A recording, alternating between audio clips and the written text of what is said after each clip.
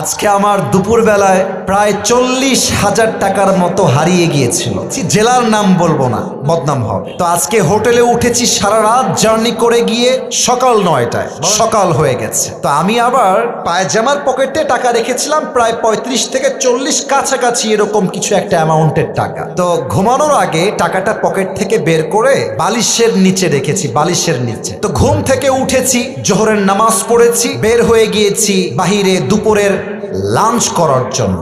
কিন্তু টাকা যে বালিশের নিচে ছিল আমি ভুলেই গেছি। হোটেলে খেতে গেছি, বিল দেওয়ার জন্য বলেছে, বিল হয়েছে 600 থেকে 700 টাকা। পকেটে হাত দিয়েছি, দেখছি টাকা নাই। মাথা তো আমার ঘুরে গেছে, কিরে টাকা আমি রাখলাম কোথায়? হঠাৎ করে মাথায় আসছে, আরে টাকা তো আমি হোটেলের বালিশের নিচে রেখে এসেছি। সঙ্গে সঙ্গে কোনো কথা ছাড়াই গাড়ি ঘুরিয়ে হোটেলে আসলাম। এসে খুব বিনয়ের সাথে ম্যানেজার সাহেব বললাম, স্যার আমি আবরারুল আসিফ হুজুর, আপনি আমাকে চেনেন। আমি আপনাদের হোটেলের রুমে বালিশের নিচে এত টাকা রেখে গেছিলাম, 1000 টাকার বান্ডিল আর 500 টাকার বান্ডিল রেখে এলাম বালিশের কাছে। বললাম, স্যার যে পেয়েছে আমাকে বলেন দিয়ে দিতে। তো দুইজন যুবক আসলো, যারা ক্লিনার, যারা হোটেল ক্লিন করে। আমি ডাকলাম, এই এদিকে আসো। ওরা আমাকে আগে দেখে নাই। বললাম, তোমরা কি আমাকে চেনো, আমাকে চিনতে পারতেছো? তো যে আমার বেড গুছিয়েছে, যে আমার বালিশ হটিয়েছে, সে বলছে, হ্যাঁ আমি আপনাকে চিনি, আপনি আসিফ হুজুর, আপনার ওয়াজ আমি শুনেছি। তোকে বললাম, বাবু যেহেতু তুমি আসিফ হুজুরকে চেনো, দেখো বাবা আমি তোমার সঙ্গে ঝামেলা চাই না।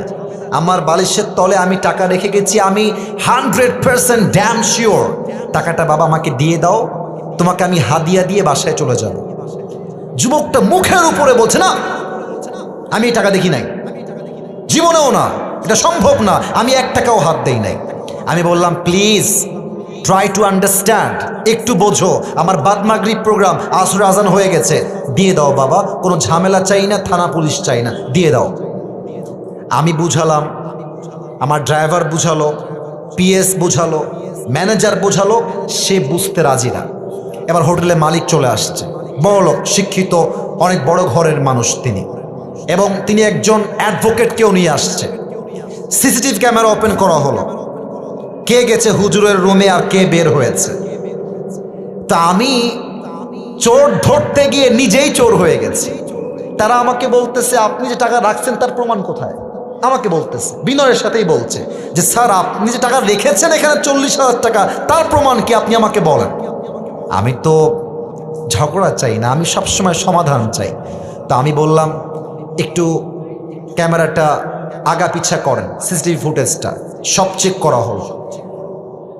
হোটেলের মালিক বললেন, হুজুর টাকাটা হয়তো বা আপনার স্টাফরা নিয়েছে, কারণ তারাও আপনার রুমে প্রবেশ করেছিল। আমি বললাম, দেখেন আমার স্টাফরা, they have been working with me just for 4 years, প্রায় 4 বছর যাবত আমার সঙ্গে তারা আছে, আমার 1 পয়সা তারা হাত দেয়নি আজ অব্দি, ওরা নিতে পারে না, প্লিজ একটু সমাধানে আসেন।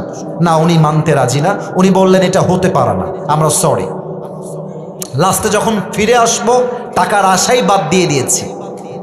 অ্যাডভোকেট তাকে আবার বলছে, এই ছেলে টাকা নিয়েছো, থাকলে দিয়ে দাও, কোনো মারামারি হবে না, দিয়ে দাও, আসিফ তোমাকে ছেড়ে বাসায় যাবে। ও বলছে, না আমি টাকা নেই নাই। আমিও টাকার আশা বাদ দিলাম, যে থাক ওইটা বাদ, ওটা পাওয়া যাবে না। জাস্ট আসার সময় তাকে বললাম যে, স্যার দেখেন আমি আসিফ হুজুর, আমি কোনো গন্ডগোল চাই না, আপনার হোটেলের বদনাম চাই না, তবে একটা আবদার রাখবো। এই যুবকটা যে রুমে থাকে, চেক হিজ রুম, ও রুমটা চেক করেন। বলছে, ঠিক আছে হুজুর, আপনার লাস্ট আবদার আমরা রাখবো। হোটেল ম্যানেজার, হোটেল মালিক, অ্যাডভোকেট এবং আমার 3 জন স্টাফ ও রুমে গেল। রুমে গিয়ে দেখবেন টয়লেটের উপরে একটা ছোট্ট করে জায়গা থাকে, এই ঢোপ টোপ রাখার জন্য, অনেক জিনিস রাখার জন্য। একজন গিয়ে সোজা ওখানে আঘাত করছে।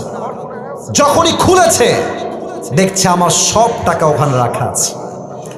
আর যখনই টাকা দেখতে পাইছে মালিক হোটেলের, ওরে ইচ্ছা মতো মারা শুরু করছে। সেই মায়ের আমি গিয়ে পরে ঠেকায় ঠুকায় নিয়ে আসলাম। আর ওই যুবকটা পা ধরে এত কান্নাকাটি। আমি বললাম, যুবক তুমি কি করলা এটা? তুমি আমাকে বলতা যে হুজুর আমি টাকাটা পেয়েছি, নেন আপনি, আপনার যা মন চা আমাকে খুশি হয়ে দিবেন, তাতেই আমি খুশি, আমি তোমাকে দিতাম অনেক টাকা খুশি হয়ে। তুমি কি করলা? এখন তুমি টাকাটাও পাইলা না, তোমার চাকরিও হারায় গেল। শিক্ষা কি পেলেন? শিক্ষা একটা, যদি আপনি জ্ঞানী মানুষ হয়ে থাকেন, আপনি মাথায় রাখবেন যে আমার এই টাকাটা দামি নয়, আমার বিশ্বাসটা দামি। যদি আমি বিশ্বাস রাখতে পারি, পুরস্কারও থাকবে, চাকরিও থাকবে, জীবনটাও সুন্দর হবে। মূর্খতা করবেন, চাকরিও থাকবে না, জীবনটাও অসুন্দর হয়ে যাবে। ঠিক কিনা বলেন?